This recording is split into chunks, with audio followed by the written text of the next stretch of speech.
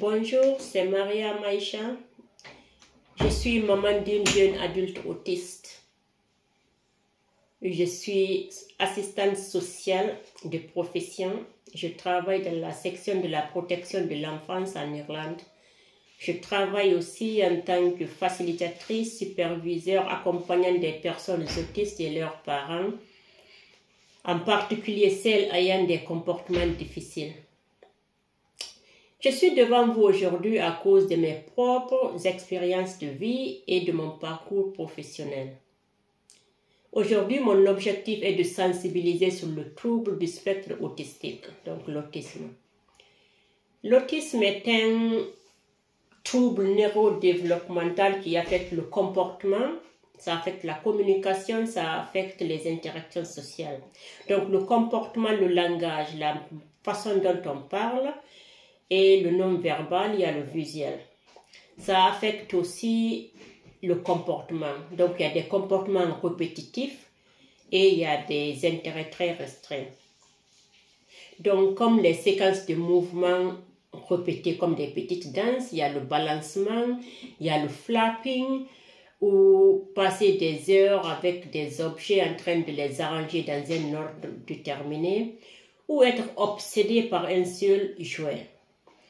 Donc, les interactions sociales, donc les relations, comment la personne interagit avec les autres, et il y a aussi un manque de réciprocité émotionnelle et surtout le contact visuel.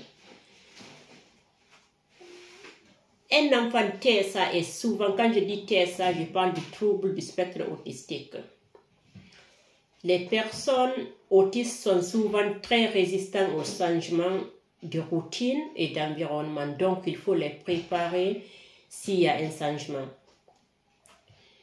Et il faut savoir que la personne naît avec. Ce n'est pas quelque chose que la maman ou les parents ont fait ou pas fait. Ce n'est pas de la possession par des djinns ou des démons. Et c'est loin d'être une maladie. Donc, la personne naît avec et puis la personne vit avec. Donc, il n'y a pas de remède parce que c'est une façon de vivre. Les fausses croyances sur l'autisme en Afrique affectent beaucoup les personnes concernées, émotionnellement, socialement, physiquement, spirituellement et financièrement.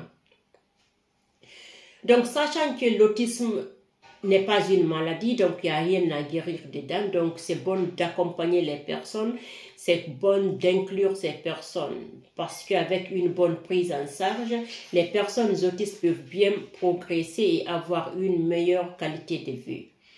Donc dans les interventions, donc il nous faut des interventions adaptées et personnalisées.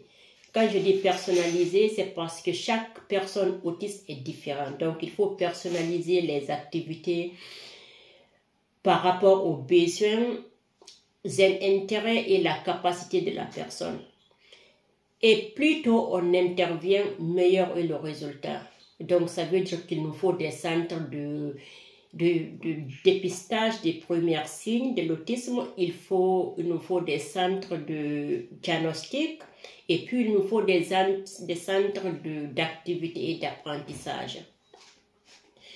Donc aujourd'hui 2 avril, à l'occasion de la journée mondiale de sensibilisation à l'autisme, nous demandons aux autorités guinéennes de penser à l'inclusion scolaire et sociale des personnes autistes en Guinée.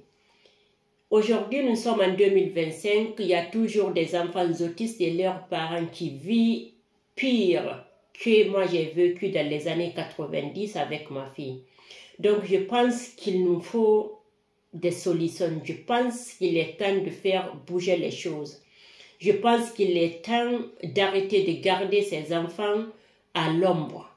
Ces enfants ont besoin d'être inclus, ces enfants ont besoin d'être éduqués.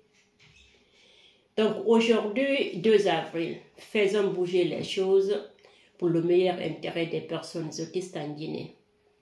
Merci et bonne journée d'inclusion, de réflexion et d'acceptance. Merci. Bonne journée.